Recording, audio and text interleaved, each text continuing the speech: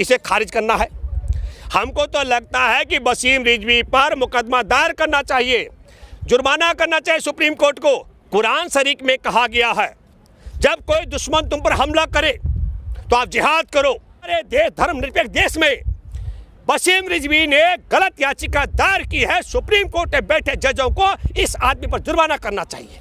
हमने कभी नहीं कहा कि ये बुराई है, तो अकेले कुरान में नहीं है। बुराई के खिलाफ, हमलावर के खिलाफ युद्ध करना, लड़ना, जिहाद करना, ये हमारे धर्म में भी है।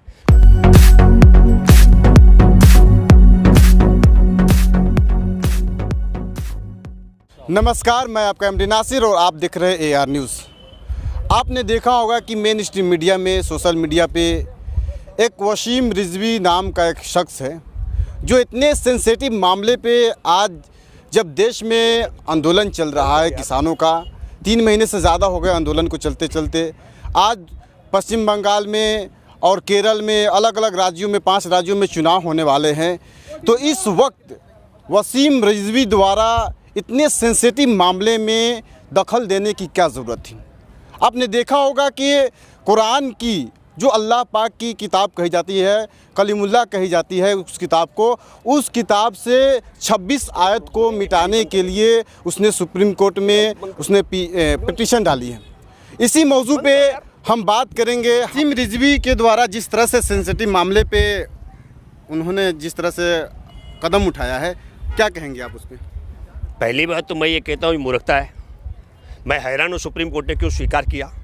चांदमल चोपड़ा ने ये पिटीशन फाइल की थी कलकत्ता हाई कोर्ट में, और डबल बेंच का फैसला है। डबल बेंच का फैसला बहुत सारे फैसलों को ध्यान करने के बाद, अध्ययन करने के बाद, इस नतीजे पर कलकत्ता हाई कोर्ट ने कहा कि लोकतंत्र में, धर्मनिरपेक्ष देश में किसी के भी जो मजहबी किताबें हैं उनमें हस्तक्षेप नहीं किया जा सकता है। तो पहली बात तो मैं ये कहता हूँ सुप्रीम कोर्ट में बैठे जजों ने इसे स्वीकार क्यों किया, और दूसरा मैं दावे के साथ में कह सकता हूँ इसे खारिज करना है। हमको तो लगता है कि वसीम रिजवी पर मुकदमा दायर करना चाहिए, जुर्माना करना चाहिए सुप्रीम कोर्ट को। तुमने ये बेजा क्यों दायर किया? मैं आपको बताना चाहता हूँ जिन आयतों पर उसका सवाल खड़े किया है वसीम रिजवी ने, आपके माध्यम से मैं दर्शकों से कहना चाहता हूँ। कुरान शरीफ में कहा गया है जब कोई दुश्मन तुम पर हमला करे तो आप जिहाद करो, उस हमले का विरोध करो। ये हमला हमारे किसान आंदोलन पर है, 3 काले कानून का हम विरोध कर रहे हैं, जिहाद कर रहे हैं। ये हम जिहाद कर रहे हैं कि 3 काले कानून वापस लो। दूसरी बात है, जो आपके शरीर में, आपके वाणी में, आपके कर्म में जो बुराइयां हैं उनको खत्म करने का जिहाद करो। और मैं ये कहना चाहता हूँ वसीम रिजवी अगर ये कहते हैं और सुप्रीम कोर्ट में बैठे रजिस्ट्रार ने कैसे तो स्वीकार किया, 800 वर्ष से ज़्यादा हमारे देश में मुस्लिम शासकों का राज रहा। अगर ये कुरान शरीफ आतंकवादियों का वो बनाता है, नर्सरी है, तो 800 वर्ष तक इस देश में आतंकियों का अगर राज रहता तो फिर इस देश में मुसलमान के अलावा और कोई होता ही नहीं। मैं भूपेंद्र रावत तो होता नहीं। मतलब मैं कहना चाहता हूँ, प्रमाणिक बात कर रहा हूँ। इसलिए एक बात और कहना चाहता हूँ, ये कैसे संभव हो सकता है, इस क्रोनोलॉजी को आपको समझना चाहिए। वो है, मैं फिर कहना चाहता हूँ, ब्रिगेड ग्राउंड में नरेंद्र मोदी की फ्लफ रैली, जिसमें GTV का पत्रकार तिहाड़ी सुधीर चौधरी वो बोल रहा है टीवी में, देखो दर्शक 2-2 मीटर की दूरी पर हैं कि नहीं है, गज की दूरी पर हैं कि नहीं, सोशल डिस्टेंस मेंटेन कर रखा है कि नहीं। साहब ने कह रखा कोरोना के काम में, कोरोना के भय से कम लोग सभा में आना। लेकिन आपके माध्यम से एक बात और मैं कहना चाहता हूँ, एक बड़ा टाइमिंग का सवाल है, क्योंकि हमारे कई दोस्तों ने भी कहा कि भाई आप कह रहे थे बिहार में भी, तो हमने कहा था। मैं फिर कहना चाहता हूँ, क्रोनोलॉजी का हिसाब किताब है, भारतीय जनता पार्टी RSS को पता लग गया, इनका सुपड़ा साफ हो रहा है। मैं फिर दावे के साथ कह रहा हूँ, हमने 2018 में 2 अक्टूबर को दांडी से संविधान सम्मान यात्रा की थी, 65 दिन की। मेरे साथ में देश भर के प्रतिष्ठित सामाजिक कार्यकर्ताओं से लेकर युवा युवतियों को बड़ी टोली थी, और मानव अधिकार दिवस के दिन राजधानी दिल्ली में हमने समापन किया था। हम जानते थे कि देश का संविधान खतरे में है। ये जो हमारे किसान आज सड़कों पर है, क्यों हैं? हम जानते हैं, हम सब कह रहे हैं कि असंवैधानिक तरीके से काले कानून बनाए गए, इसलिए हम सड़कों पर हैं। और हम फिर कह रहे हैं कि हमारे देश, धर्मनिरपेक्ष देश में वसीम रिजवी ने गलत याचिका दायर की है। सुप्रीम कोर्ट में बैठे जजों को इस आदमी पर जुर्माना करना चाहिए।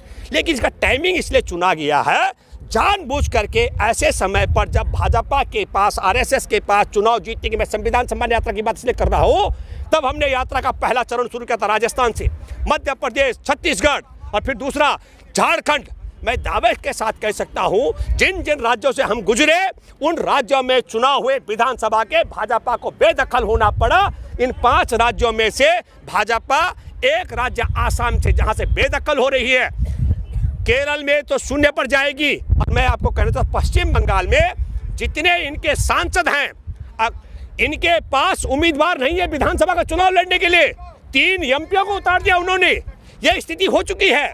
दर्शक नहीं इसको मिलते हैं, श्रोता नहीं मिल रहे, तो जिसको देखने वाला नहीं, सुनने वाले से वोट कहां से मिलेगा। इसलिए रणनीतिक तौर पर जानबूझकर इस समय कहा जा रहा है कि कुरान शरीफ की आयतों का तो मैं एक बात कहना चाहता हूं, जान कर अनजान बनना ये महादुष्कर्म है और न्यायार्थ अपने बंधु को भी दंड देना धर्म है। कुरान की आयतें क्या कहती होंगी, लेकिन हमारा धर्म यह कहता है कि पांडव और कौरव सगे ताऊ और चाचा के वंशज थे और हमारे सगे ताऊ और चाचा के वंशजों में युद्ध होता है धर्म के लिए, और एक भाई की औलाद ने दूसरे भाई की औलादों का वंश का निर्वंश कर दिया। हमने कभी नहीं कहा कि ये बुराई है। तो अकेले कुरान में नहीं है, बुराई के खिलाफ, हमलावर के खिलाफ युद्ध करना, लड़ना, जिहाद करना, ये हमारे धर्म में भी है। कौन समझाए इन अधर्मी लोगों को।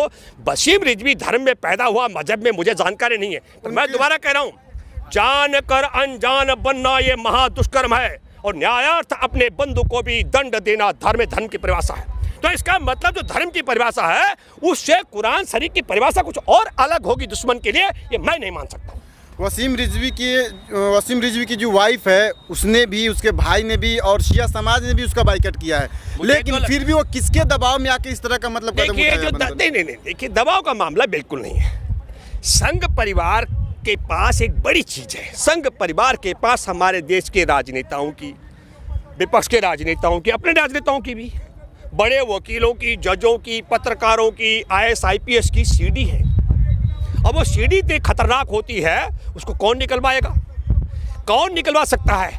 आप समझ लीजिएगा, हमारे देश में अभी जस्टिस P सामंत का देहांत हो गया सुप्रीम कोर्ट के। सुप्रीम कोर्ट में जस्टिस अय्यर और जस्टिस P सामंत, 2 जजों का मैं जिक्र कर रहा हूँ।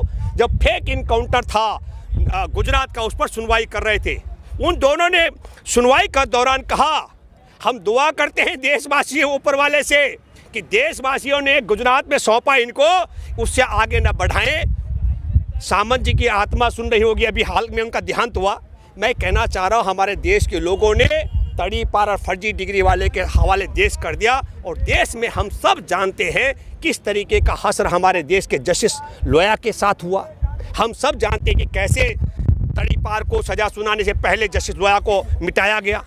क्या हम जानते हैं ईमानदार पुलिस अधिकारी संजीव भट्ट को फंसाया गया। हम सब जानते हैं कि सुप्रीम कोर्ट में रह चुके मुख्य न्यायाधीश को अपने तरीके से फैसला कराने के लिए बलात्कार, यौन उत्पीड़न का मामले में फंसाया गया। तो हो सकता है जिस तरीके से सुप्रीम कोर्ट के मुख्य न्यायाधीश रहे जस्टिस गोगोई को यौन उत्पीड़न के मामले में फंसाया, जिस तरीके से संजीव भट्ट को झूठे मामले में फंसाया, जिस तरीके से जस्टिस लोया को मरवाया, हो सकता है कि वसीम रिजवी के लिए भी अमित शाह, नरेंद्र मोदी के गिरोह ने कुछ कर रखा होगा, ये मैं मानता हूँ। पर दुआ करता हूँ ऊपर वाले से, इसकी सद्बुद्धि की प्रार्थना करता हूँ, इसके बुद्धि विवेक काम करे। फिर मैं कहना चाहता हूँ देशवासियों कि जान कर अनजान बनना ये महादुष्कर्म है, न्यायार्थ अपने बंधु को भी दंड देना धर्म है। तो धर्म की परिभाषा है वही, शायद मुझे लगता है कि कुरान शरीफ में भी वही मजहब सिखाता हो जी।